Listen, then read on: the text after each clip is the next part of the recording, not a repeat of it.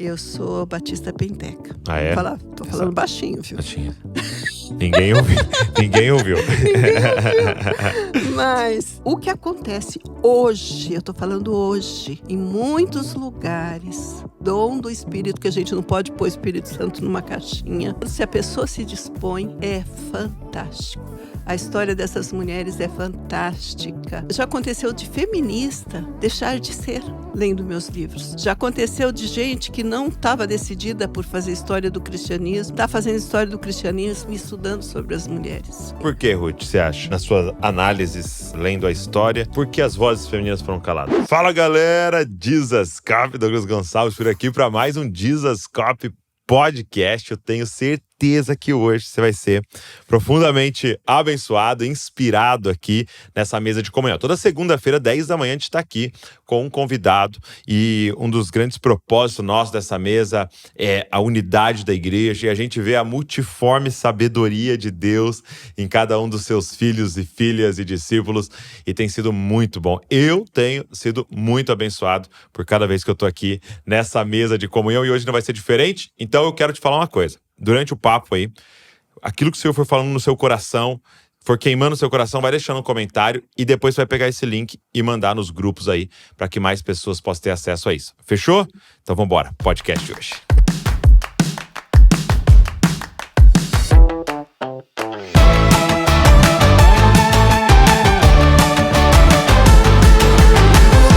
Ruth, salve. Meu querido, Deus abençoe. Amém. Obrigado por você estar aqui. Amém. Que bom que deu certo. Prazer é meu, é?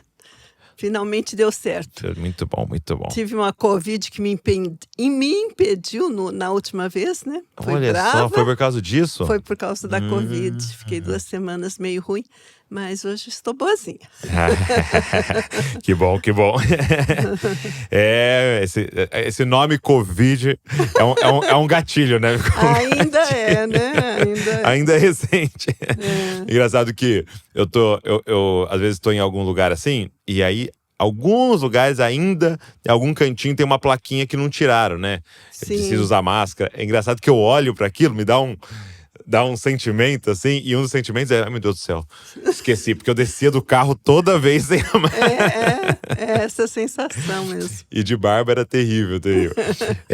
Ruth, obrigado por estar aqui, e eu até pedi pra, a Nath sempre me manda, né, um release, né, da biografia da pessoa. Então, a Ruth é casada, é mãe de 3 filhos, ela nasceu em Belo Jardim, é Pernambuco. Pernambucana, filha do Sebastião Pessoa, da Maria José Salviano. E aqui ele já começa a falar, depois eu não vou nem ler, porque fala um pouquinho da história do seu pai, mas a Ruth publicou 12 livros e dedicado a estudar o papel da mulher na história da igreja, né? Isso. E depois eu vou querer saber como é que você chegou nisso. Mas, Ruth, antes da gente entrar um pouco nas obras e tudo, queria saber como é que foi o seu encontro pessoal com Jesus e como é que é a história da sua família com o cristianismo. Sim. Douglas, eu vou pedir licença para você para ler um texto bíblico. Por favor. Por quê? Porque esse é meu mote. Esse é o texto que me inspira a escrever sobre as mulheres, né? Então vai ver que eu vou me empolgar muito e vou esquecer de ler o texto. Então vamos pôr essa base. Então vamos ler Mateus. Mateus 26, de 6 até 13. Vai falar de Jesus ungido em Betânia. Estando Jesus em Betânia, em casa de Simão leproso, aproximou-se dele uma mulher com um vaso de alabastro, com um unguento de grande valor, e derramou-lhe sobre a cabeça quando ele estava sentado à mesa. E os seus discípulos, vendo isto, indignaram-se, dizendo: por que é este desperdício? Pois este unguento podia vender-se por grande preço e dar-se o dinheiro aos pobres. Jesus, porém, conhecendo isto, disse-lhes: por que afligis esta mulher? Pois praticou uma boa ação para comigo. Porquanto sempre tendes convosco os pobres, mas a mim não me haveis de ter sempre. Ora, derramando ela este unguento sobre o meu corpo, fê-lo preparando-me para o meu sepultamento. Em verdade vos digo que onde quer que este evangelho for pregado em todo o mundo, também será referido o que ela fez para a memória sua. Então eu fico pensando, eu estou seguindo essa recomendação de Cristo para a memória dela, para a memória dela. E por que não se falou, então, das mulheres, né? Nós vamos chegar lá. Sim. Eu quero primeiro responder a sua pergunta. Isso, uma das perguntas que eu tenho para Ruth é isso. Por que a voz das mulheres, ou até a história delas, né, não foi contada com tanta ênfase, né? Mas antes da gente chegar, eu gosto que as pessoas tenham até um pouco de contexto de qual é a sua origem, né? Sim, sim. É bem interessante a história da minha família. Por quê? Estudando a história da igreja, eu vejo personagens como Macrina, irmã dos capadócios, dos teólogos capadócios, que diz que a família dela tinha o dom da santidade, né? Porque os pais depois foram considerados santos, ela mesma, os irmãos. E na minha família, eu creio que meu pai foi separado para ser uma pessoa, um homem de Deus. Meu pai, Sebastião, nasceu num lar católico, na época era o mais comum, e ele era muito fervoroso. Ele ia com as tias à igreja sempre, ele gostava muito de estar na igreja. Mas aí ele descobriu a Bíblia, descobriu o Evangelho. Ele tinha apenas 16 anos, um adolescente. Mas quando o pai dele descobriu que ele tinha se tornado um pé de bode, um protestante, um crente, meu avô não gostou. E meu avô o expulsou de casa. Meu Deus. E ele foi embora com 16 anos. Com 16 anos? É. E toda a família ficou ali, mas Deus está agindo, porque a primeira pessoa que pegou a Bíblia e leu e aceitou o Evangelho foi meu próprio avô. E toda a família do meu pai se converteu. E eles vieram para São Paulo, né? Eu vim para São Paulo, eu digo que eu sou pernambucana com muito orgulho, mas eu vim para São Paulo com apenas 9 meses. É mesmo? Eu vim criancinha. E toda a família veio para São Paulo e já com Cristo no coração. E ele foi pertencer à Igreja Batista Betel, lá em Santana, se tornou diácono. Depois fomos para um bairro na periferia, Zona Nordeste. E a primeira igreja batista lá do Edu Chaves, que chamava Igreja Batista Siloé, começou na minha casa.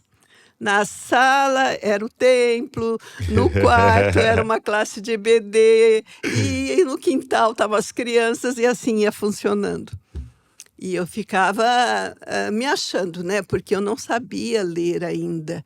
Mas meu pai cantava hinos o dia inteiro.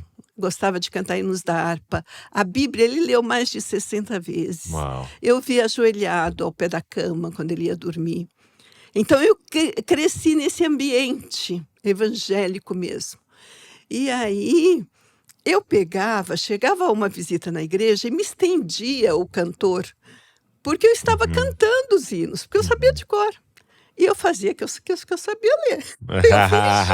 Eu fingia. Abria. Eu olhava e cantava, mas eu não sabia ler nada.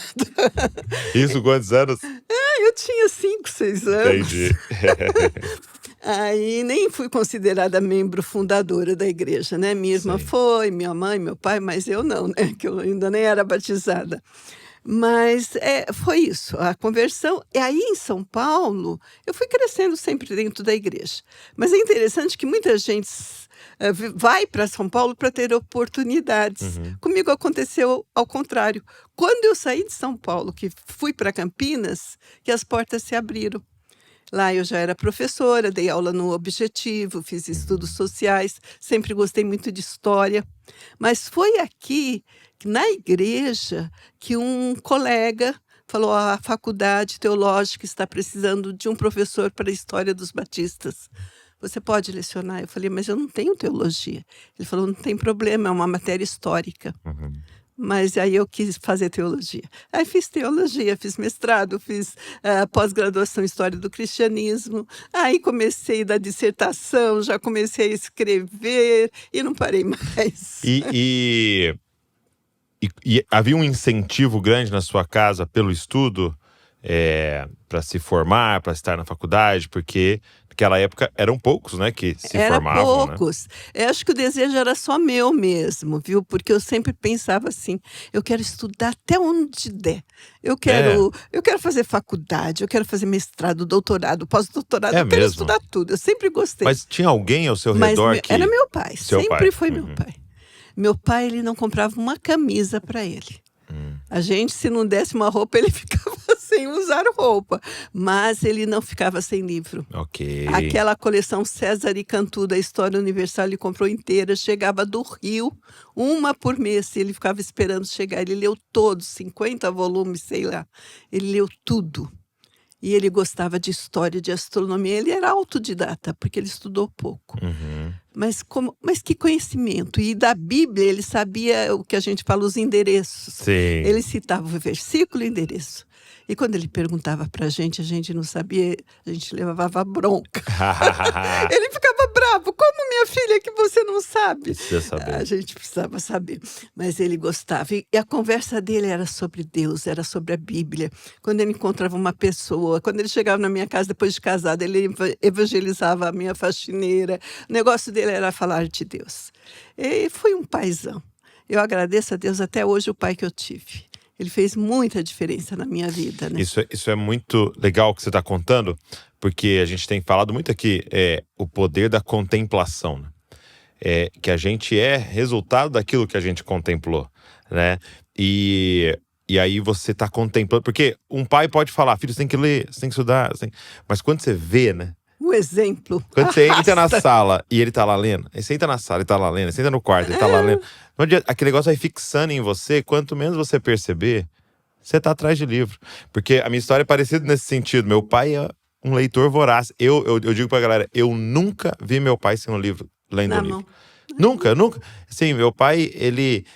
hoje, você for lá, o que você tá lendo? Ele vai te mostrar 2, 3 livros que ele tá lendo. Nunca na história eu falei, não tô lendo nada. Não existe. Terminei esse, vamos pra esse, terminei esse, vamos pra esse. E uma biblioteca lá e tal. E às vezes, e aí quando criança até, chega uma época assim que eu não gostava tanto de ler, mas quando você descobre também o seu propósito, você começa a ler naquilo que você ama, tal... Aquilo que você contemplou dos seus pais tá ali, né? Tá. Então só um incentivo aos pais aí, pra vocês serem esse exemplo aí pros seus filhos. É né? Maravilhoso. Eu gosto muito, tem um menino aqui que é o Léo, né? Que trabalha com a gente, e ele compra vários livrinhos, fica dando pro Theo, que tem 2 aninhos, fica dando pra ele, fica andando na mão com os livrinhos, não sabe ler ainda, mas aquele símbolo ali, né? Do livro. Não, é ótimo. E aí a linha que se sucedeu foi, acho que só, comigo. O meu irmão, ele faleceu jovem com 21 anos num acidente de moto.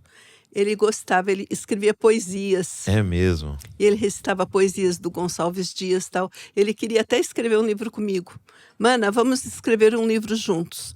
Eu escrevo a história e você escreve aqueles ganchos, aquelas coisas. A moça estava de azul e era 5 da tarde. Entendi. Então ele achava que você ia ser boa para encher linguiça. E ele ia escrever o sério da história. Entendi. Mas infelizmente Deus o levou. Mas fomos nós e na minha casa minha filha é professora da Unicamp de linguística. Ela adora ler também, nossa. E ela, mãe, o meu pai falava, minha biblioteca vai ser para quem ler mais. E lá ninguém tinha dúvida que era eu. E ela falava, mãe, os seus livros vão vir para mim, eu quero seus livros. Tá de olho. Então a família é assim. E você herdou a biblioteca do seu pai? Herdei. Olha, eu agradeço a Deus. Eram muitos livros? Ele tinha muitos livros, mas ele deu em vida, porque a minha mãe se apegou muito aos livros dele e não queria se desfazer. Sim. Mas o principal, eu usei tanto um livro que ele tinha, a História da Reforma, do Dalbinet. Acho que o único em português. Tinha um livro inteiro só sobre a reforma na França, que foi minha dissertação de mestrado, que eu usei aquele livro. Ele não sabe o que ele deixou para mim. Que era uma coleção só sobre a história da reforma, um livro inteiro, a reforma na França. E o César é que cantou a história universal inteira. Então ele me deu em vida. Uau. E eu fiquei com esses livros dele com muito carinho. Até hoje eu estou de mudança. Eles são velhos. Todo mundo fala, esse livro é velho, mãe. Põe lá mais para cima. Falei, não, esse livro é do meu paizinho. Tem vai uma ficar história, aí tem uma mesmo. história. Uma pergunta, Ruth. Nós estamos numa época agora em que muito se fala sobre futuro, né? Sim. Com a tecnologia, com a inteligência artificial e tal. Nós estamos olhando para o futuro e há uma importância nisso. Qual é a importância de se entender a história? Porque muitos jovens adolescentes acham que a gente está perdendo tempo em olhar para a história, que a gente deveria estar olhando para frente. Sim. Por que isso da história?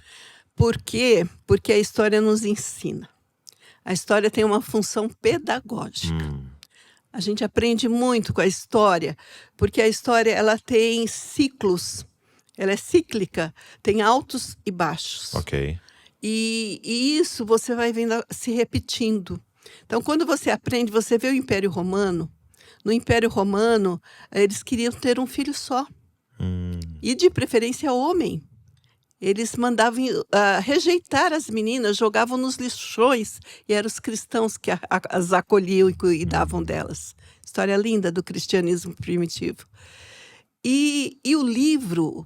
Você, olhando o passado, você vai ver o que fizeram nossos antepassados. Você vai tendo raiz, você sabe de onde você veio, de onde seu país veio. E no presente, você vai aprendendo, olha, já aconteceu assim, e depois foi assim. E você projeta o futuro. Então, você aprende com o passado, você pratica no presente, você projeta o futuro, um futuro melhor, né? Você consegue, com a história, projetar. Tem muita gente que não gosta mesmo, né? Que fala isso, já passou, já foi. Mas, gente, Douglas, eu tenho descoberto Deus atuando na história dessas mulheres que eu escrevo. Como ele atuou em Atos. O Espírito Santo de Atos, fazendo as mesmas coisas com missionárias hoje, libertando de prisão. Estava lá na prisão, acordava na selva. Então, Deus agindo com aquele mesmo poder, aqueles que se dispõem. Então, mulheres que deram a vida por amor a Jesus, na história que a gente está oculta, que a gente não está vendo, não está percebendo. E quando foi que te despertou para isso? Quando é que foi, falou assim, eu vou me dedicar a estudar a história das mulheres no cristianismo? Foi dando uma aula. Eu dei muitos anos a aula de história do cristianismo. Tá. Nunca falei de uma mulher. É mesmo? Hoje todo mundo se assusta. Eu tomei posse na Academia Brasileira de Letras. E no meu discurso de posse eu falei isso. Eu dei aula de história do cristianismo por muitos anos. Eu nunca falei de uma mulher na história. Por quê? Conteúdo programático não enfocava essas mulheres. Não cabia. Você tinha que falar de imperadores, de pais da igreja, de escolásticos, de avivalistas, de reformadores. Não cabia as mulheres. Eu não falei. E um dia, uma seminarista falou para mim, eu nunca aprendi sobre mulher na história do cristianismo. Aí eu falei para ela, eu fui professora, eu nunca ensinei. E primeiro eu disse o seguinte, é assim mesmo. É isso mesmo. Douglas, quando eu coloquei a cabeça no travesseiro, eu falei, o que eu disse? Eu disse que é isso mesmo, que é assim mesmo. É uma tradição tão forte que a gente carrega, que você vê a liderança ali, masculina, fazendo as coisas acontecer, e mesmo que você goste, estude e saiba, você acha que aquilo não é seu, não te pertence. E o Brasil, ele é evangelizado por estadunidenses do Sul, que trazem essas duas esferas. O público é do homem, o privado é da mulher. Então, assim que a gente aprende. Para mim era natural não falar das mulheres. Mas eu fui dar uma aula sobre reformadores. Peguei uma biografia do meu pai, biografia sobre Calvino. E eu li sobre Margarida de Navarra, que o acolheu quando ele fugia de Paris, que Calvino teve que fugir. E ele fugia de Paris e ele foi recebido no reino dela. Eu falei, achei uma mulher, eu vou pesquisar mais. Eu ia fazer o mestrado. Aí eu já tinha um tema na cabeça, a participação da mulher na reforma. Ok. E aí eu fui por esse caminho, estudei mais. Um colega de Liverpool me trouxe muita biografia dela, porque lá fora tem a biografia das mulheres, aqui no Brasil que não tem. E eu estudei, não sabia inglês, fui estudar inglês, traduzi uma página por tarde e fui aos pouquinhos até produzir o primeiro livro, que foi Uma Voz Feminina na Reforma. Tá aqui? Agora ele já se transformou no Reformadoras. Ah, tá. Este. Essa aqui era a Voz Feminina na Reforma. Esse é uma versão mais completa, porque eu coloco mais mulheres. Antes eu falava só da Margarida de Navarra. Então era uma voz. Irmã do rei Francisco I, a quem Calvino dedicou as Institutas. É mesmo? É. E fala um pouquinho dela, só pra gente ter uma noção. Ela foi uma princesa lá na França, que ela descobriu os escritos de Lutero e aceitou a reforma. Ok. E ela era uma pessoa espiritual. Ela tinha como símbolo o girassol, porque ele se voltava para o sol. Ela dizia, eu não busco nada aqui na terra, eu olho para cima. E naquela corte moral, porque aquela era a época de moralidade. Naquela corte moral, ela perseguia a moral, ela perseguia a pureza. E aí ela casa com o rei de Navarra. E lá em Navarra, ela é rainha. Mas ela diz o seguinte, olha, o título que eu gostaria para a minha vida não era de princesa da França ou de rainha de Navarra. Eu queria ser conhecida como a primeira-ministra dos pobres. E ela acolhia os pobres no castelo. Ela ceava com os pobres, ela os visitava, ela se vestia simplesmente como eles. E o maior tributo que ela recebeu foi os pobres chorando quando ela morre. Então ela era uma cristã de alma mesmo. Quando começam os debates ostensivos de Calvino, de Lutero, Zwinglio, aquelas discórdias, ela se afasta. Ela diz assim, eu quero uma religião de amor. Eu quero uma religião de amor. Então eu me inspirei muito nela, escrevi o Reformadoras, né, sobre reforma, aí eu parti. E aqui entrou mais quem depois? Depois entraram, eu dividi o livro em 4. Tá. Porque a gente pergunta quais foram as mulheres que participaram da reforma.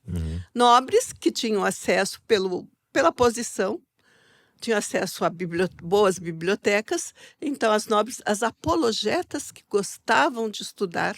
Ok. Uma criança ganhou uma Bíblia e era chamada a Bíblia Ambulante da Alemanha, Argula von Grumbach. A Bíblia Ambulante da Alemanha. Ela sabia a Bíblia de cor. Aí eu falo das esposas de reformadores, não só de Catarina Vambora, mais mas conhecida. da Catarina Zell. Eu falo também uma que eu gosto bastante também da esposa de Calvino, a Idelette von Bury. Então eu falo de outras esposas. E falo também das rainhas na França, que foram mártires, né? Eu descubro as mártires ali na reforma. A capa já mostra. Essa rainha, por 9 dias apenas, mas 16 anos, uma fé tão firme. Ela é tentada a convencer pelo cardeal, mas ela não se deixa convencer, não nega a Cristo, coloca a cabeça no cepo.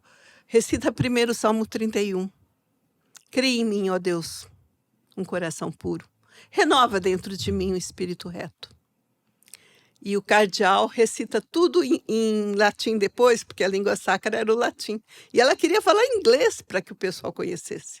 Então, elas escreviam tudo na língua do povo, para o povo conhecer. Que era uma... O inglês arcaico, o francês antigo, né? Sim. É uma marca dessas mulheres. E que era a marca da reforma, né? Da reforma. Fazer a palavra de Deus inteligível para todo mundo. Para o público. O Lutero faz isso, que o açougueiro entenda. Sim. né? Que a dona de casa entenda. Sacerdote de Todos os Santos, né? Exatamente. Tá, aí depois da reforma... Então, esse foi o primeiro. Esse foi o primeiro, foi a dissertação voz... de mestrado, a voz Ok. feminina na reforma. Aí eu parti para da Inquisição. Eu não sei se eu trouxe, Será que porque tá eu não trouxe todos, né? Sim. Não. São 12, né? Eu não trouxe todos. Não tem problema. O da Inquisição virou esse, porque todos, tá. muitos foram esgotados. Ok. Os meus primeiros livros só tem e-books, porque eles se esgotaram. Eu tinha uma voz feminina calada pela Inquisição. Calada pela Inquisição. Porque ela foi queimada. Porque ela escreveu não em latim, escreveu para o povo e ela pregava. E aí quem era essa? Naquela época, é a Marguerite Porret. Ok. E ela foi queimada pela Inquisição. Então, o novo é Teólogas, da Igreja Medieval. Então, essa história está inclusa aqui. A história da Porret eu não coloquei aí, porque eu descobri outras maravilhosas. Eu não sabia, eu descobri primeiro, né? Eu não sabia que tinha bocas de Deus, profetisas, que elas nem sabiam que eram teólogas. Elas foram consideradas doutoras da igreja depois. Os papas as consideraram doutoras da igreja. Mas elas eram chamadas de místicas. Ok. E um misticismo que fazia parte da santificação delas. Uma disciplina espiritual delas, de comunhão com Deus, de estar orando, de estar em comunhão com Deus. Só que o que eu acho lindo e combina com o que eu creio, que elas estavam ali no convento concentradas em comunhão com Deus e Deus falava para elas, sai, sai. Porque eu acho que essa comunhão com Deus individual, ela é muito egoísta. Sim. Você se volta para si, você quer a comunhão para você, mas Cristo disse que nós somos só da terra e luz do mundo. Nós temos que estar no meio ali, né? Fazendo diferença. E elas iam, e elas obedeciam a Deus. E elas apontavam o dedo para o Papa. Elas apontavam o dedo para o imperador. É mesmo. E elas diziam para o Papa, naquela época do cativeiro da Babilônia, que divide, que ele tinha que voltar para Roma. E ela diz, Deus está me revelando. Você não está cuidando das ovelhas dele. Você está pensando nos seus próprios interesses.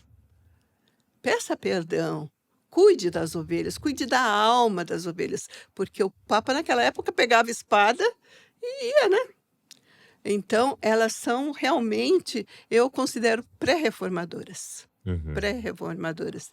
Tem uma história muito linda que está num livro que eu também não trouxe, do Mártires Cristãs, mas esse é fácil de conseguir. 100 anos antes de Lutero, uma italiana de Lorena, Catarina de Lorena, ela chega na igreja e fala, eu quero ser freira. A igreja faz festa. Quem não queria alguém da igreja sendo uma freira? E levam, e vai em comitiva, todos a levar ao convento. Mas sabe o que ela queria, Douglas? Ela queria evangelizar as freiras. É mesmo? 100 anos antes de Lutero. Olha só. Ela queria evangelizar as freiras. E ela evangeliza todas. E todas se convertem. É mesmo? Mas eles descobrem. E quando descobrem, eles a pegam e a queimam na fogueira. E o que eles fazem com as outras? Eles põem fogo no convento com todas as freiras dentro. Meu Deus. Catarina de Lorena, pré-reformadora na Itália. Então, esse livro é Mártires Cristãs. Mártires Cristãs. Eu falo desde o comecinho até a que foi Igreja Perseguida Hoje, Nigéria, sabe, esses casos que acontecem.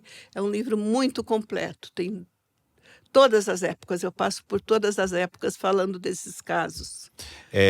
E na sua fonte de pesquisa, onde é que você vai encontrando essas histórias assim? É difícil.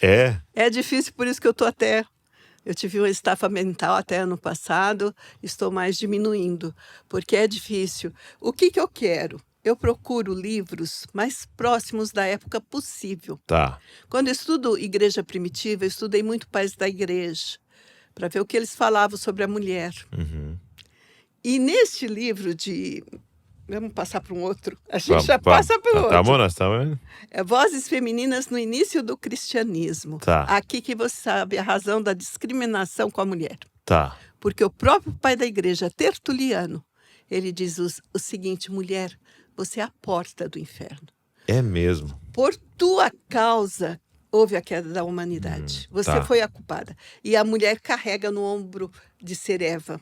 A Eva tentadora, a Eva que é fraca espiritualmente, a Eva que não pode querer um cargo na igreja, não pode desenvolver a espiritualidade dela, porque ela é a pecadora. Ela é a Eva. Então começa daí, do comecinho. Isso é que ano? Isso é século IV Ok. antes de Cristo. Então a gente vê, aí eu vou falar das diaconisas que doavam muito dinheiro, porque Roma tinha muito poder. E os maridos guerreavam muito, elas ficavam viúvas novinhas. E elas doavam dinheiro para a igreja, porque as primeiras convertidas eram mulheres. O cristianismo chegou a ser chamado de seita das mulheres e das crianças, porque as mulheres foram as primeiras e elas convenciam os maridos, quando conseguiam, né? Porque nem todos. Sim. Mas elas conseguiam trazer a família, evangelizar o tio, mas elas doavam terrenos, propriedades, tinham muito. Então elas cooperaram muito financeiramente com bispos. Teve a Paula, que coopera com Jerônimo na tradução da Vulgata Latina. Isso Não se coopera, se fala diz disso. financeiramente. Ela coopera traduzindo hebraico. Ela foi aluna de uma Marcela lá que transformou o castelo dela em uma faculdade. Eu digo que era uma faculdade da época. E ela era aluna de Jerônimo. E ela pegava, né? Marcela pegava no pé de Jerônimo. Jerônimo, estuda mais, essa tua resposta não me convence. E a Paula convencia Jerônimo: faça comentários bíblicos, nós não temos comentários. E ele não queria. Pega um livro pequeno, começa de um livro pequeno. Aí ele ia, estudava e fazia o comentário. E ela vai para Belém com Jerônimo. Né? Ela vai para Belém com Jerônimo e o ciclo de mulheres do convento de Belém ajudam na tradução da Vulgata. Paula, a filha Eustóquia e tantas outras. E o próprio Jerônimo diz: Paula sabe mais do hebraico do que eu. E ela era dedicada no estudo. Então, você não sabe disso. Não são coisas que são convenientes se dizer, mas as mulheres estavam ali na tradução da Vulgata E a Latina. pergunta é por quê? Por quê? Por que, Ruth, você acha? Nas suas análises, né, lendo a história, por que as vozes femininas foram caladas? Eu vou te falar uma palavra só. Poder. Uma palavra só. Que é o mal do século, é o mal de hoje, é o mal de toda a história. De toda a história. Poder. Eu gosto muito do apóstolo Pedro, quando ele diz que vocês devem servir a igreja. E não sejam dominadores do rebanho, que o bispo não seja dominador do rebanho, mas sirva de modelo. Não com autoridade. Porque o que acontece? O homem, ele assume o que é bíblico, como cabeça da igreja, não nego, isso está na Bíblia.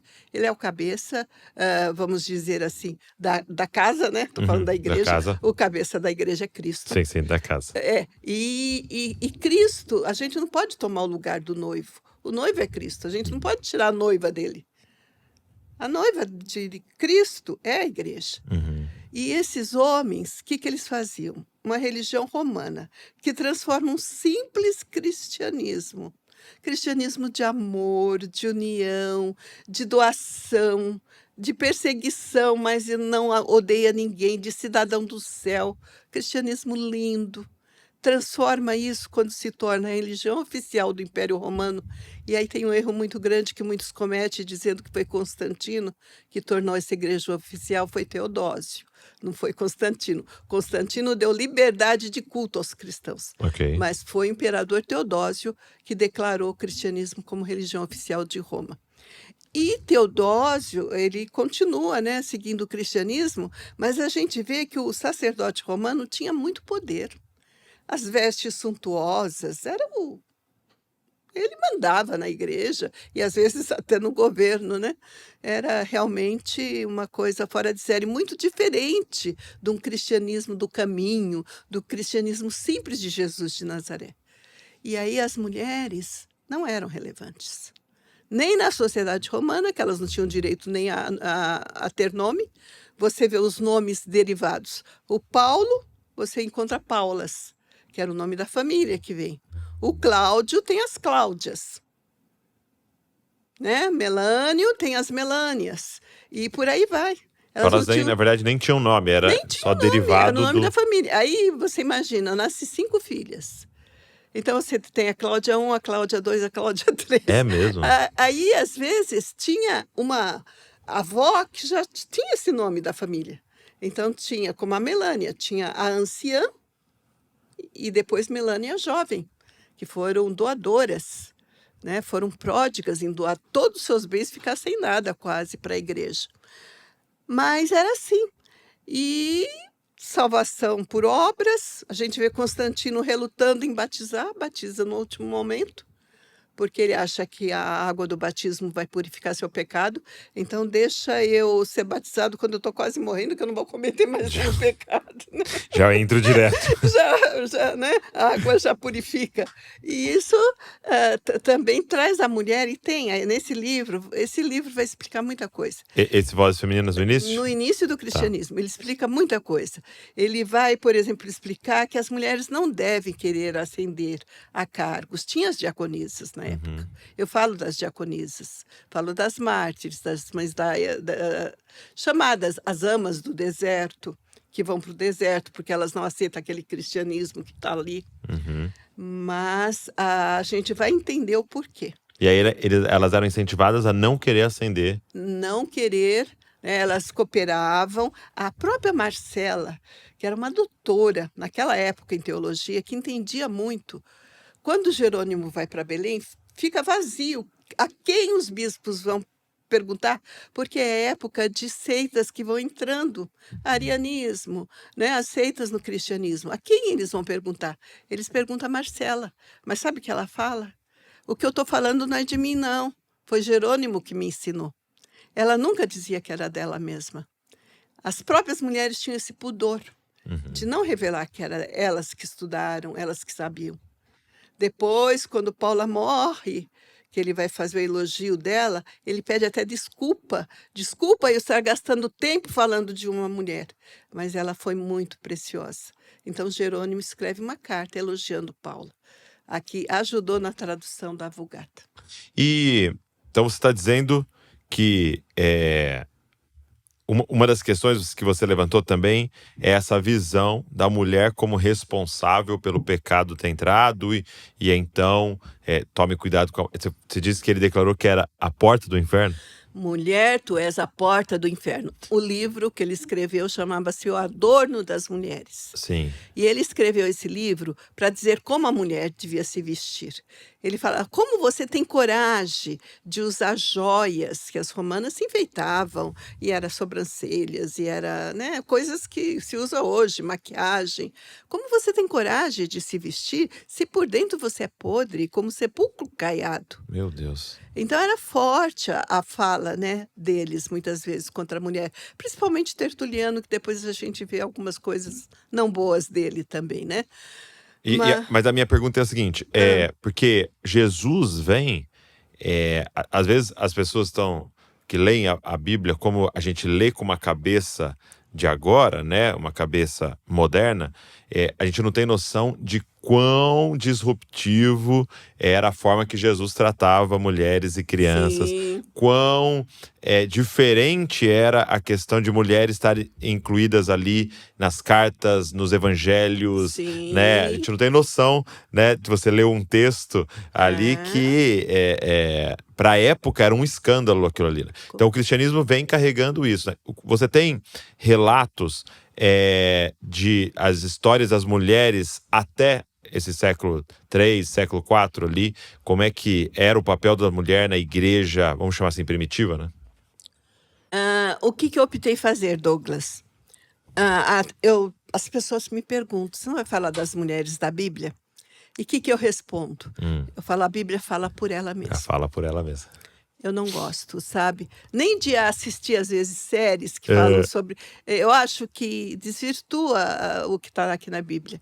Então, eu falo, a Bíblia já está completa e tem tantos livros falando sobre mulheres na Bíblia, tantos livros, tantas palestras. Eu falei, eu quero ver a mulher depois de Atos, pós-Atos. Tá. Então, eu entro. Cristianismo em Roma. No livro eu faço contexto da sociedade romana. Ok. O que se dizia da sociedade, vamos dizer assim, os filósofos da época, que eles falavam, tem coisa assim que a gente lê, puxa, parece que estou lendo de hoje, até questão de homem com homem, essas coisas assim. Sim. Tem umas coisas incríveis ali, né? E aí o que você falou glutonaria. E o que você falou da história sendo cíclica, né? Sendo você cíclica. Você citou algo que até você passou por cima assim, mas eles querendo ter um filho só. Um filho só. Né? Olha só, outra interessante. coisa interessante, eles se apegavam muito a animais. É mesmo? É mesmo, só que os animais eram diferentes. Tinha até o cachorro, mas tinha mais, era papagaios, era aves, né? Então eu falava, puxa, eles estão dando mais valor aos papagaios, às aves tá que eles brincando? têm, Sério? do que as crianças que eles estão rejeitando. Tem esse tipo de registro? Tem, tá aí. Meu Tem Deus. esse tipo de registro. E como é como se você vai mexendo em algumas bases e o resultado vai ser sempre esse, né? Sempre esse. É uma certa esterilidade, né? Cada vez menos os casais querendo ter filhos, o apego aos animais e tudo. Interessante, né? É interessante porque você vê o alto, o baixo da sociedade romana, naquela glutonaria, comamos e bebamos porque amanhã morreremos, daquele jeito. Depois o cristianismo vem daquela elevada de moral, né? Uma moral boa, um exemplo bom. Mas aí, quando cai no paganismo, chega a Idade Média.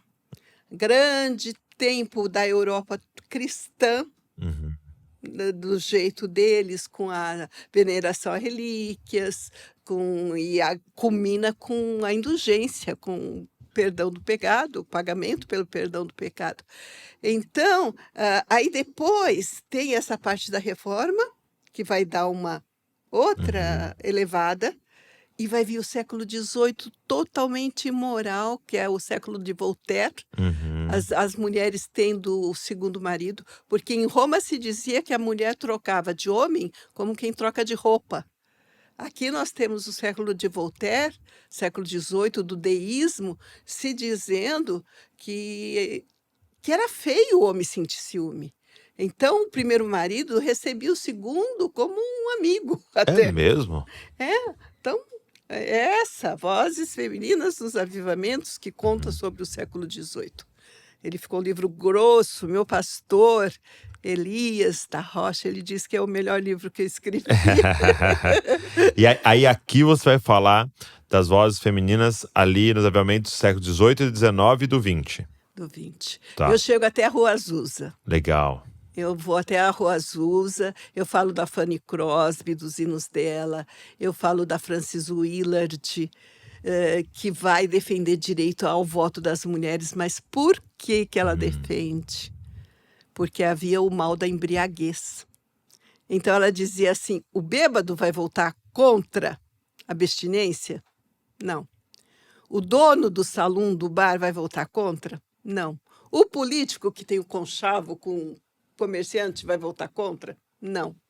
Somente as mulheres que sofriam na pele, o marido voltando, bêbado, batendo, espancando seus filhos, que votariam contra.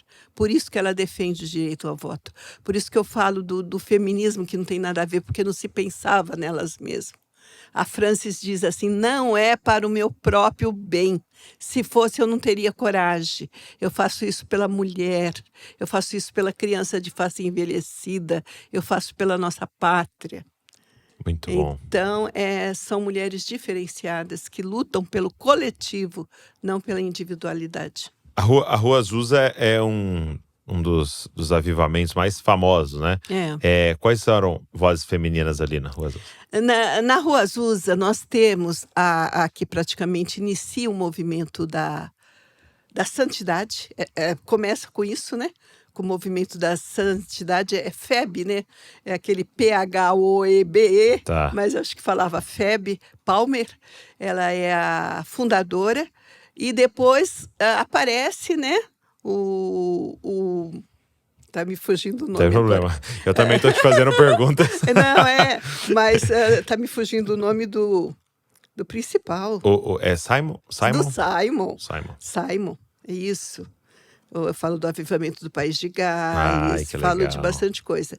Mas o Simon, aqui tem a foto dele, o William. De Simon William. William Simon. William Simon. Tem a foto, porque eu gosto de colocar fotos, né? Muito legal. Então, as mulheres aqui na Rua Azusa, elas têm a mulher dele, que vai ter um dom de música. Isso que eu ia perguntar, porque tem uma história de que ela senta no piano e recebe de forma Exatamente. sobrenatural o dom de tocar piano de forma Sim. maravilhosa, sem ter feito nenhuma aula, né? É Jenny Evans Seymour, agraciada com o dom da música.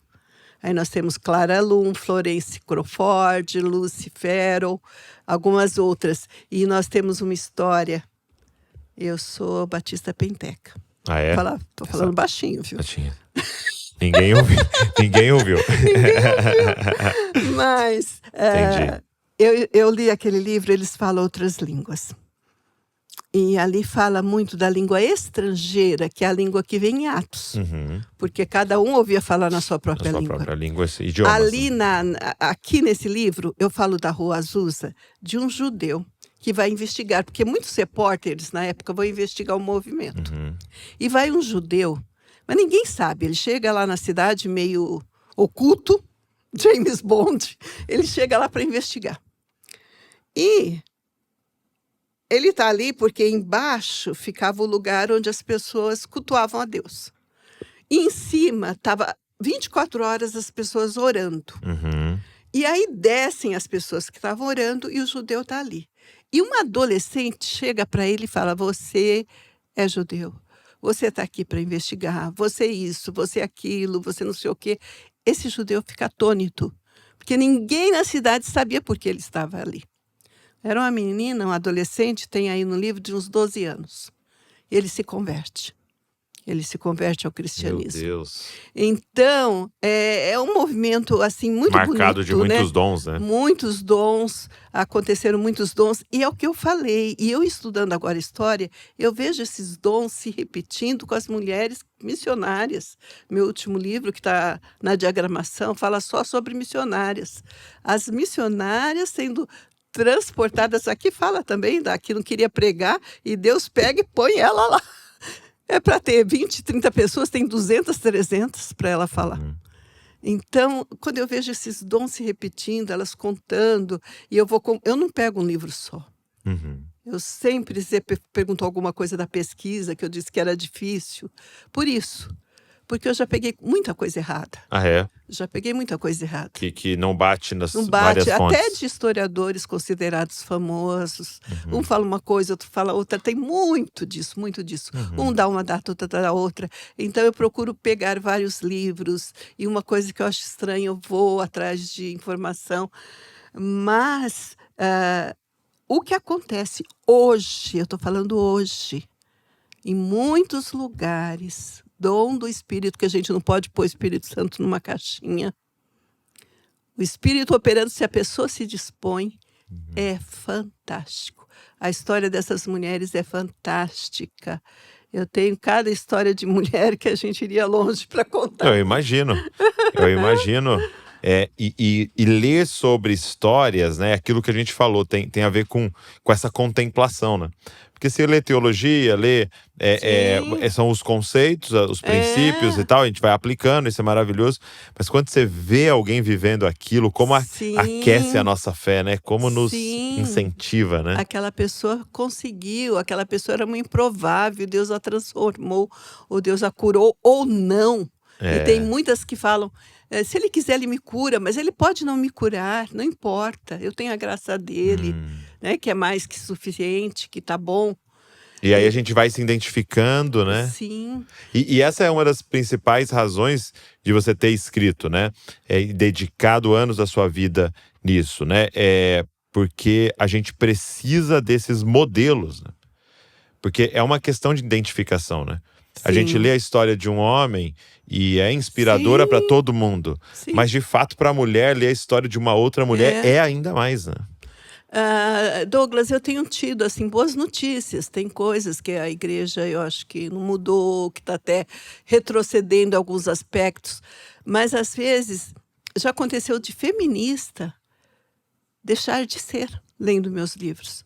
Já aconteceu de gente que não estava decidida por fazer história do cristianismo, está fazendo história do cristianismo e estudando sobre as mulheres.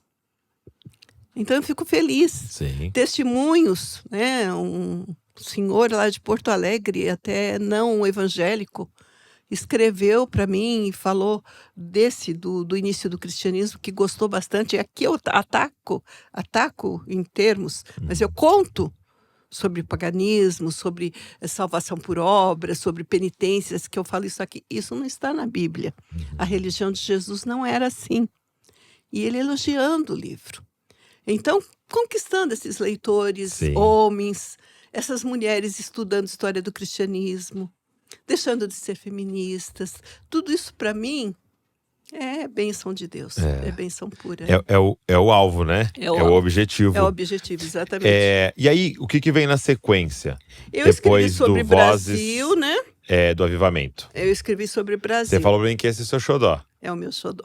Então, Porque Vozes Femininas no início do protestantismo brasileiro. Exatamente. Porque aí eu falo do início das principais denominações, as primeiras. Tá. Então, eu falo sobre o início do congregacional, foi a primeira, o metodismo, o presbiterianismo e os batistas. Tá. Eu falo dessas e eu achei um João do Rio, um jornalista de 1900, indo visitar essas igrejas na época e narrando como que eram os cultos. Dos primeiros pastores, o pastor Batista ensinando a cantar um hino. E isso era um jornal? Era um jornal que havia na época no Rio de Janeiro. E ele escreveu o livro. E ele escreveu o livro chamado Religiões Acatólicas, porque era assim que o protestantismo... Acatólicas. Toda religião, aí entrava espiritismo, entrava todas. Toda religião que não era oficial do Estado era chamada de acatólica. A não católica. A não católica. Então, tem muita coisa interessante, missionárias que vão aos índios, missionárias que vão para o sertão, musicistas, historiadoras. Tem muita coisa boa também aí. E assim, desculpa a minha pergunta se é ignorante, mas aonde você encontra, por exemplo, um jornal como esse? Qual que é o local de pesquisa, assim? Porque isso agora hoje deve estar tudo online. Eu fui. Esse aqui eu fiz pesquisa de campo. Esse você visitou lugares. Eu fui em Piracicaba, a Martha Watts, né, para ver lá a escola dela e tal. Eu descobri em Campinas mesmo, olha que coisa boa, um acervo da Igreja Congregacional riquíssimo. Um irmão da família tradicional dos congregacionais, ele pegou todos os livros dele, pegou mais, e pegou um escritório e transformou numa biblioteca aberta. Aberta. E eu pesquisei muita coisa, eu ganhei jornais batistas, que quem cuidava falava, Ruth, acho que você vai se interessar mais por isso, porque ela viu pesquisando, né? E ela me deu, sabe o que eu descobri? Eu descobri uma personagem que eu falava conversando com outra personagem que eu falava. Pelo jornal. Querida professora Henriqueta, na página tal tem esse artigo. Então, para mim, foi uma pérola, um achado, sabe? Eu até tenho a foto e tenho no livro. Tirei, escaneei, pus no livro. Então, eu consegui assim, com revistas femininas, com jornais das denominações, porque se eu pegava livro, às vezes eu pegava um livro grosso, mais grosso que essa Bíblia, pegava um livro assim, grande, a história do, vamos supor, metodismo. Eu falava, puxa, esse livro é grosso. Agora vai ter. Eu vou achar uma mulher. Eu chegava ao fim, não tinha o nome de uma mulher. Desde a capa já era só fotos de homens. Então, era difícil, eu tinha que recorrer realmente às revistas femininas, aos jornais até não evangélicos, mas jornais de mulheres, porque eu pesquiso muito a história da mulher, a história do perfume, a história da amizade, a história da lágrima, sabe? Tem essas histórias específicas. A história da moda, tem cada coisa interessante na coleção da história da moda, porque não fala só sobre moda, fala de costumes, de cultura do século XVII, do século XVIII, do século XIX, em espanhol. Então, vou atrás desses E hoje, materiais quais assim. línguas você consegue ler? Espanhol, eu consigo, inglês, eu também leio. Eu não sou de falar, Tá. eu não tenho o dom de línguas. Mas eu leio, né, o Mas inglês. o dom da leitura você tem. Eu leio o espanhol, o inglês e o português. E Francês, minha filha ajudou. Isso que eu ia perguntar, tem muito material, deve ter muito material em francês e também alemão, né? Sim. Alemão já tentei conseguir alguém, nunca consegui. Agora eu tenho uma querida, uma missionária que é como se fosse uma filha. Ela me ama muito, eu a amo também. Ela está na Alemanha, em Wittenberg. Uhum. E ela já sabe o alemão. Eu falei, olha… Se prepara. Olha… E quem me ajudou no primeiro livro, na dissertação, foi minha filha, porque é na França. E minha filha, ela fez linguística francês, não inglês. Tá. E ela estagiou na França. Então ela fala, ela lê. Então eu pego, vou Então, assim, de certa maneira, é o papel quase de uma investigadora, né? Sim. É quase se você estivesse resolvendo um caso ali, assim. Isso. Porque você está fazendo algo que não foi feito, né? Que Exatamente. é juntar uma coxa também de retalhos, de certa forma. Tem uma informação aqui, outra lá. Que ninguém nunca juntou isso para colocar de forma organizada, né? Os historiadores, eles não gostam dessa história da coxa de retalhos, e é o que eu faço. E é exatamente o que eu faço. Por quê? Porque é a história da mulher. Se fosse a história do homem, eu não precisaria fazer coxa de retalho. Mas a história da mulher, às vezes eu pego um livro inteiro, eu acho 2 linhas. Eu acho um parágrafo. É o que eu te falei do Dalbinet, o francês que escreveu sobre a reforma na França, e ele foi o… Tem uma história que ele conta do Micônio que se converte. Esse Micônios, falava Micônios colatinizando, ele foi historiador da reforma. Ele conta muito sobre o Micônios. Então você chega mais perto. Ele era francês, ele entendia, ele viveu na época. Então você pega sentindo mais confiança de falar, né? Mas é um trabalho mais árduo mesmo. Não, meu Deus, eu tô ouvindo aqui e é realmente o resultado de uma grande pesquisa, né? E geralmente demora quanto tempo um livro como esse, assim?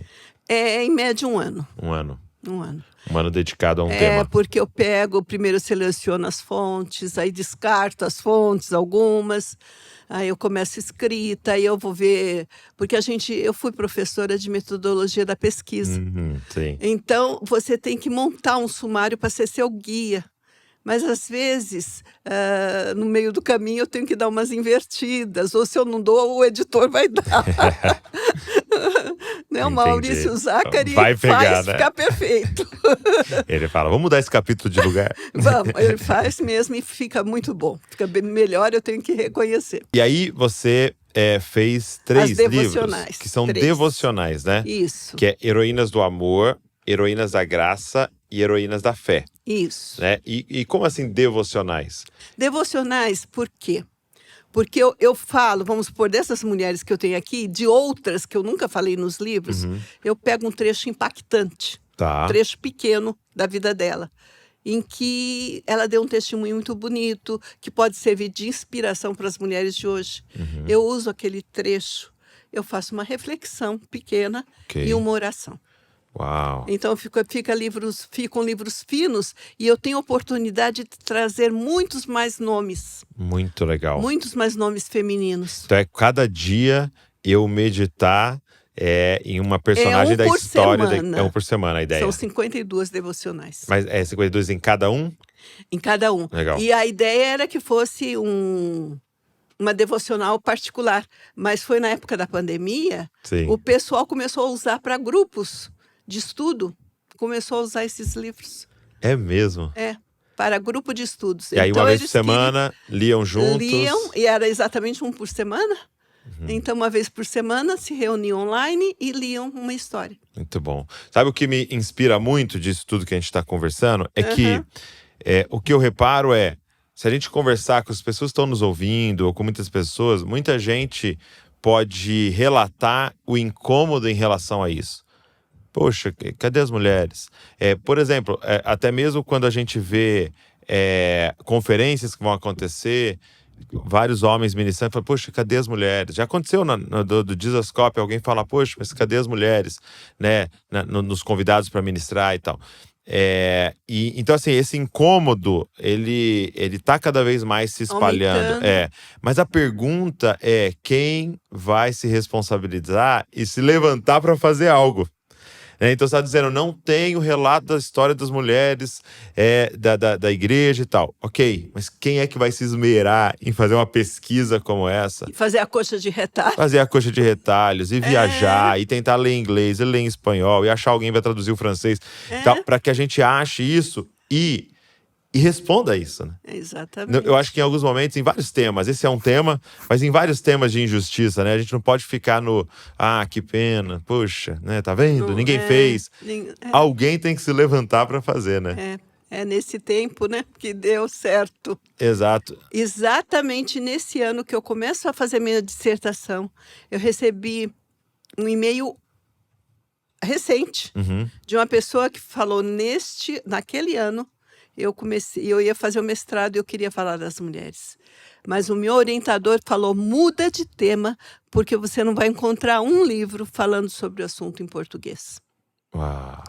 E muita gente falou para eu mudar de tema. Eu ia te perguntar isso, se o seu orientador de cara assim aceitou ou não? Olha, muitos, não só mudar de tema, como mudar até de faculdade. Porque a minha ideia era fazer mestrado em teologia. Aí falava para eu fazer mestrado em ciências da religião. Eu falei, eu não quero fazer ciências da religião.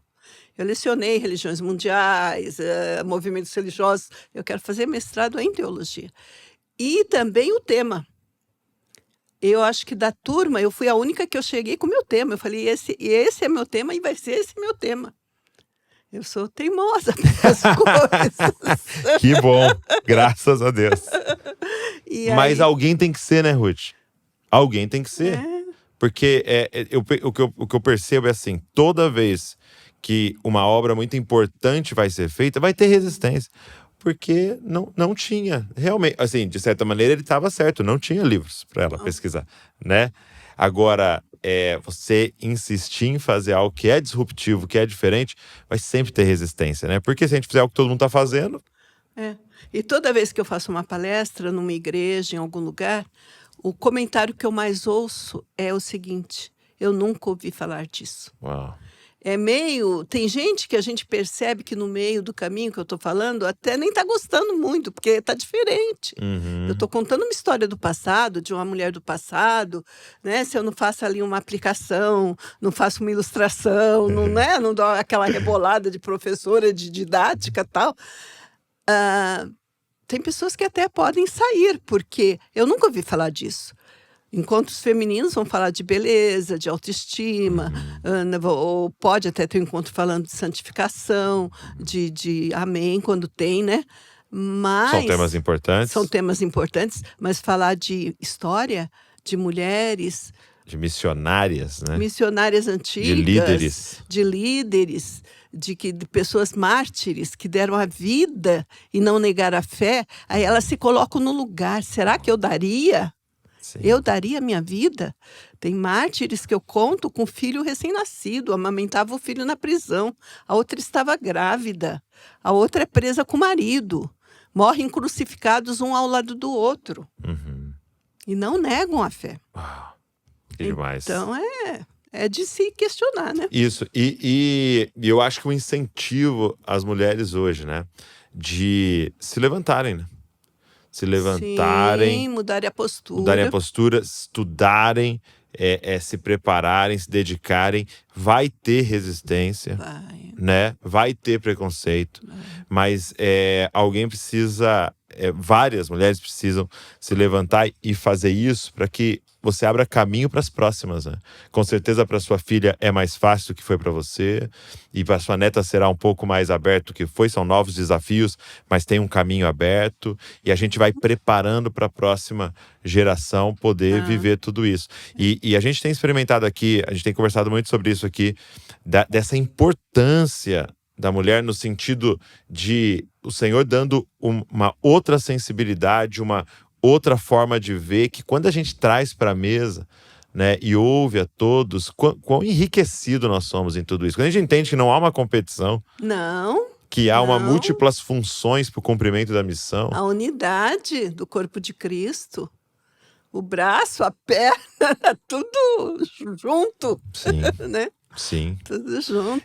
Aí você tem esse último livro, que é o último que saiu, né? É o último publicado. Você decidiu escrever sobre a Edmeia Williams. Foi. Né? A Edmeia Williams é uma grande mulher da história da igreja brasileira, né? E a Edmeia, que é uma mulher viva, né? E que até já veio aqui em Bragança, na igreja que o meu pai lidera. E como é que foi? Por que escrever sobre a Edmeia? Qual foi a sua... A Edmeia foi o seguinte. Eu ouvia muito minhas amigas falando, você já ouviu a Edmeia? E eu falava, Edmeia, não ouvi. Eu vou ouvir, mas eu vou ouvir, porque falou o nome de mulher, eu tô querendo saber quem é. Sim. Aí eu comecei a escutar os sermões. O que me atraiu na Edmeia foi o que eu gosto, a pregação expositiva. Sim. Ela é fera na Bíblia, né? Meu Deus. A exposição da palavra. Eu já gostei demais. Aí fiz amizade com a Helena Tanuri, porque ela fez o prefácio do Heroínas da Graça. Ok. Prefácio da Helena Tanuri. Então, quando eu fui fazer o Heroínas do Amor, olha quem tá aqui, Edmeia. Olha só. Na capa. Verdade. Então, quando fui fazer Heroínas do Amor, eu falei para Helena, você conseguiria fazer uma devocional? Fazer um resumo, aí eu dou um jeito no formato do livro da Edmeia. Ela, vou fazer sim. Quando ela terminou, eu tive que enxugar, tive que cortar muita coisa. Entendi, porque estava grande. Aí eu falei assim, merece um livro. Aí na hora Helena falou, merece mesmo, mas ela não quer. Imagina. Mas ela não quer. Aí fomos que é um dos pré-requisitos para fazer, né? É não querer. Que se quiser. Fomos convencê-la, né? Porque ela falava, a minha vida é sem graça. E eu dizia assim, depois que eu ouvi as mensagens dela, eu falei, Edmeia, a sua vida é cheia de graça, é agraciada por Deus. Uau. Deus te restaurou mesmo, te transformou. Era uma menina fútil, brava, com autoestima baixa, né, discriminada, Sim. que cresceu entre uma família de negros e outra família de brancos. Então ela não estava, ela precisava de Deus, da graça de Deus. Ela precisava mesmo, e Deus a encontra e lhe dá visões. E então, tem um texto de Edmeia, uma visão que ela tem de Deus, que eu até acho que eu anotei aqui, ou bem no final, que eu falei, não, esse texto em Jesus Cop tem que ser. Porque, leia. Porque nós somos cópias de Cristo, e como cópias de Cristo, ela foi batizar no Rio Jordão e ela não queria, porque ela falou, não sou pastora. Aí Helena falou, quem disse que só pastor batista? Ide por todo mundo, ensinar e pregar e batizar. Né? Para todo mundo. Todo discípulo. Então, ela recebeu uma visão de Jesus. Ela, sem querer batizar, e ela entra nas águas, e ela recebe aquela visão de Cristo, machucado, ferido. E ele diz para ela, o batismo é a pessoa entrando em mim, sendo filtrada em mim, para sair filho de Deus. Ou, em outra versão, que ela começou a falar para as pessoas que ela batizava. Batizado é entrar em Cristo morto, pecador, e filtrado nele, sair filho de Deus. Então, eu achei lindo. E tem aquilo que eu te falei, dos dons de Atos. Está aqui no livro. Edmeia estava sem comida na casa de Maria e Marta. E tem uma multiplicação como Jesus dos pães e dos peixes. Multiplica batatas e salsicha. E serve 110 crianças. A Uau. cozinheira vai até embora, porque ela não quer ver aquilo. É tão pouca comida para tanta criança. E sobra. Meu Deus. E ela fala, pode ir embora, pode deixar que eu sirvo. E ela vai lá e serve para todo mundo. Porque ela falou, nós estamos apresentando o nome de Cristo. O que os traficantes, as pessoas aqui vão dizer da nossa casa que não estamos conseguindo alimentar as nossas crianças? E Jesus faz um milagre, através, por intermédio de Edmeia Williams. Então, uma pessoa resgatada, para resgatar, e que está em todo mundo. E ela viaja tanto e não tem tempo para nada, para poder sustentar a casa de Maria e Marta, lá na favela do Rio de Janeiro. Meu Deus, meu Deus. É. Muito bom. Então, assim, dos livros aqui, que eu vou fazer? Eu vou deixar os links aqui na descrição para você com o nome de cada um, tá? Então anota aí para mim, Batista. É pra gente colocar na descrição aqui o link para cada um, para o pessoal poder achar e encontrar. É claro, se você colocar Ruth Salviano, você vai encontrar livros dela espalhados por toda parte. Vários têm e-book, como você disse, né? Tem. Agora, uma última pergunta que eu queria te fazer é que eu estava lendo aqui, que você pertence à Academia Evangélica de Letras, cadeira 31. Né? Qual que é a função de alguém que tem uma cadeira na Academia Evangélica de Letras? É simplesmente ali um agrupamento, né, de escritores, literatos, né, pessoas que estão no mesmo propósito, trocamos livros publicados, né, falamos, tem as poetisas, né. Legal. Eu gosto de escrever poesia, mas é meio meu hobby. Entendi. De vez em quando. Mas uma coisa muito interessante é que eu substituí, acho que é Almiro Gonçalves Júnior. E ele concorreu comigo no meu xodó, no meu Vozes Femininas no início do cristianismo, ao prêmio Areté. Isso, aí eu ia te perguntar isso. Aí foi 2015. Foi 2015. Eu falei, sem chance. Sem chance nenhuma. Imagina, quem é Ruth Salviano na fila do pão? Imagina uma mulher, ele já, né, escritor, com lições de EBD e tudo mais. Eu falei, eu não tenho a mínima chance, né? E ganhou. Só por Deus, viu, Douglas? Só por Deus. Mas é a graça do Senhor, Senhor, né? quando ofereceram as cadeiras, eu falei, eu quero a cadeira. Agora eu quero sentar. E são quantas cadeiras? Eu acho que é 40. Deve ser 40, né? E aí, esse livro aqui que ganhou esse prêmio Areté. Foi esse. Muito legal. Ele 2015. tinha outra capa, né? Era diferente, né? O livro original. Sim. Mas também remetia ao início do cristianismo. Era uma moça tocando piano, porque toda casa tinha que ter o piano, né? Sim. Então era o bordado, o piano que as mulheres aprendiam na época, né? Assim, asinhas. Então é a moça tocando piano e outras cantando junto com ela, né? E esse ficou com essa capa. Muito lindo, muito bonito.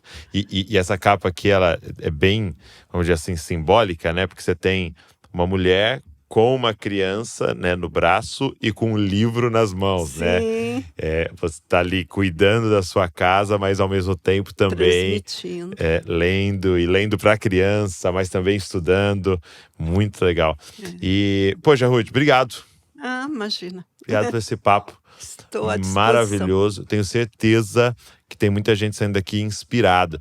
E não só as mulheres, mas os homens também, de prestarem mais atenção para as mulheres ao nosso redor que Deus quer usar e que Deus está usando. Está usando. Né, para que a gente possa dar vozes. Né? Eu gostei muito de você usar essa palavra, assim, vozes. Vozes. Né? Vozes femininas. Não vozes estão femininas. mais caladas. Aos pouquinhos elas estão falando. Muito bom, muito bom. Obrigado não só pelo podcast, mas obrigado por décadas dedicada a esse trabalho, a essa obra. E eu tenho certeza que é uma semente poderosa, muito fruto você vai ver e muitos você não vai nem ver, de pessoas que vão ser inspiradas por tudo isso. Só a eternidade pode aquilatar o prejuízo para as igrejas com o silêncio das mulheres. Só a eternidade está aquilatando, né? Quantas almas poderiam ser salvas. Mas Deus sabe de tudo, Jesus é o Senhor. Amém. Ele tem o controle De todas as coisas. de todas as coisas. Obrigado, Ruth. Deus Deus te abençoe seu muito. ministério, viu? Continue derramando sabedoria, revelação Amém, para o cumprimento desse ministério. Amém. E obrigado você que ficou aqui nos ouvindo, nos assistindo.